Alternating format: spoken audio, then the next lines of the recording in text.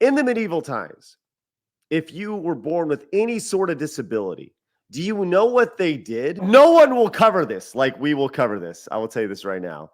Dungeons and Dragons is breaking the mold. I just feel like this needs to be talked about because this is the first time I've seen it. If it's new to me, it may be new to you.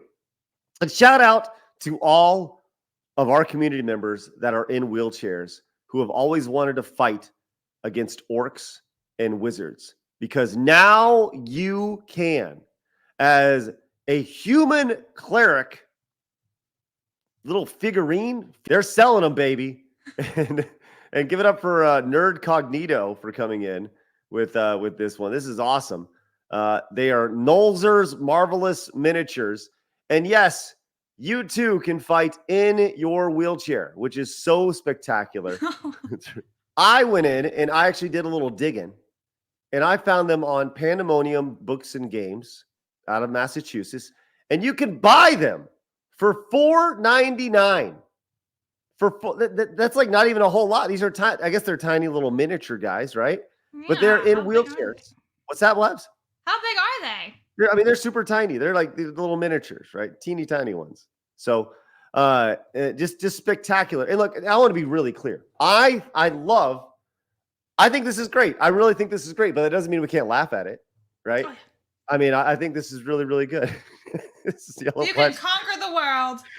The real dungeon boss is the staircase. It's just a self-insert. In a game that's built around like magic. And what did you say before the show, Blabs? It's like Harry Potter and what? Yeah. So it was like this random reel I saw where this person was like, oh my God, imagine if you had a wheelchair and you were in Hogwarts and you couldn't go anywhere because everything's just stairs and stuff. And it's like, it's a magical realm. They are able to heal themselves. None of these people were in wheelchairs. It's the same thing with D&D. They didn't have these things because it just didn't exist. I mean, if you got stabbed, you kind of died. It's not like you lived on forever in a wheelchair. Or you cast a spell, right? You cast a healing spell. Exactly. Right? It's magical. It's mystical. It's not supposed to be based on real life. You're supposed to like take away from what you have in reality. It's supposed to be an escape. It's supposed to be an escape from reality instead of like self-insert. It's amazing. Hey, I got a question for Rudai. Rudai, are you here, buddy? Hi ho, Kermit the Fed here. What is the timeline of Dungeons and Dragons? Is it like, the 1500s or whatever? Like, what is there, or is it just like some time? Is there an official timeline attached to it? I mean, it's not really Earth, so it doesn't really fit in our timeline, right? But no, it's supposed to represent like what our medieval fantasy might have been if magic and dragons and things like that existed. And yeah, it's kind of crazy.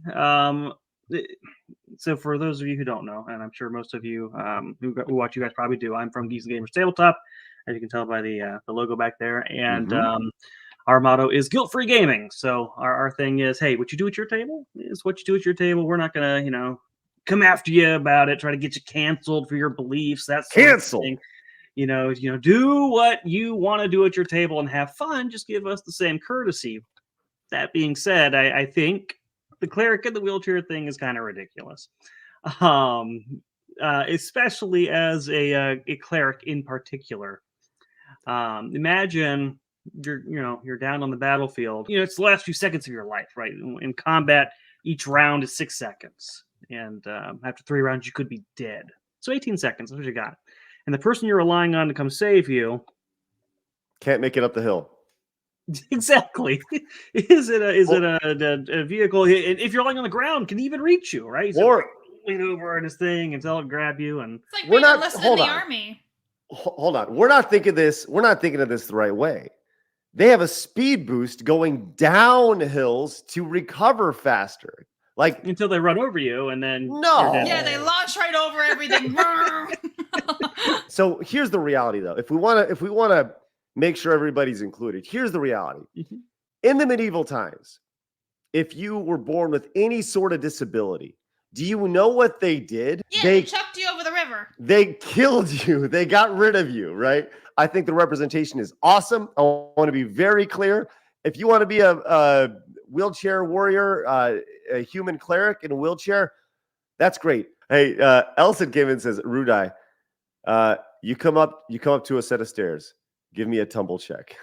No, but that's exactly right. That's exactly right. Like, okay, listen, you're going into in this game, you're going into these dungeons that are created by these bad guys, right?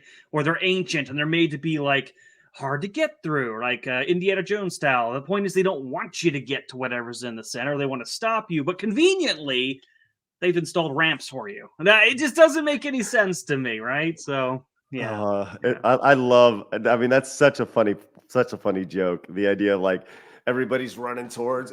We're gonna get them. Let's go get that monster. Oh shit! You know, I can't make it up the lip of the stair. Whatever. Yeah, they can hover, so they can go over Levitation. like Professor X style and go over the stairs, no problem. They make them really hard to destroy. You have to in the game. There's something called a critical hit. Yep. To destroy one of these things, you have to hit it with 3 critical hits in a row, or is some rule like that. Like it's these in game terms, okay, are magical artifacts, and magical artifacts in Dungeons and Dragons are insanely expensive and valuable. So I don't know where these like level 1 adventurers who don't have the ability of their legs and had to make an income somehow afforded this combat wheelchair of immense magical powers, and why somebody who's not even a healthy person, why wouldn't a healthy person want one of these? You can just go sit down and hover over anything you want, and if someone tries to attack you, just get behind it. They have to crit it 3 times to get to you. Like it's there's so many inconveniences and conveniences that come with it. But I like that you're going into the deep meta of the game and why this is ridiculous. The Like bunny I love like it. yeah, just the mechanics of it is insane. But like I said, each their own. It's not for my table. But but if you play with it at yours, hey, cool. I love everything about this. This is just the funniest, best thing in the world. And people are like, "Are you serious? How can you laugh at that?" Like, of course you should be able to laugh at that, right? Like, I don't know. I just think if you can't laugh at stuff, then what are we even doing? What are we even doing? I think it's spectacular. But when you start thinking about the other classes, it just gets more ridiculous. Think about being a rogue who's supposed to skulk in the shadows and sneak around and backstab people. I mean, no. How about the monk who's supposed to be a martial artist flipping around and running across walls and shit and or whatever? No. Like none of Oh it my makes gosh. sense. None of it makes sense. Did you enjoy the Dungeons and Dragons movie that came out within the last year or so? I actually did. I did did. I didn't too. think I would because the marketing was really bad. Pretty bad.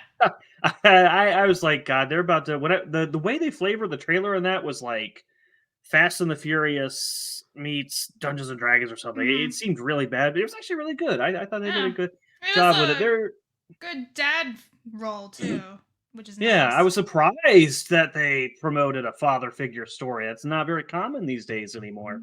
And there are some things like if you get really if you go in there and you're like, I'm going to be a D&D purist today, and if they get anything wrong, this movie sucks, you're going to hate that movie because there are some things that aren't, perfectly in sync with everything we know about the universe, and certainly how the way we play it. But if you're just going in there for looking to enjoy a good movie that does a good job overall of representing D&D, and it to me that movie felt like it didn't feel like a serious movie. It felt like an actual, if you took an actual table of players and put them in a movie, the way they behaved, the decisions they made, the ridiculous shit that would happen, and ideas I came up with reminded me of a table of players. If you enjoyed that clip, make sure you hit the subscribe button. Would greatly appreciate that so you can find more clips on the channel. And of course, come join us live Monday through Friday at 11 a.m. Central Time for our live Side Scrollers podcast. We would love to see you there.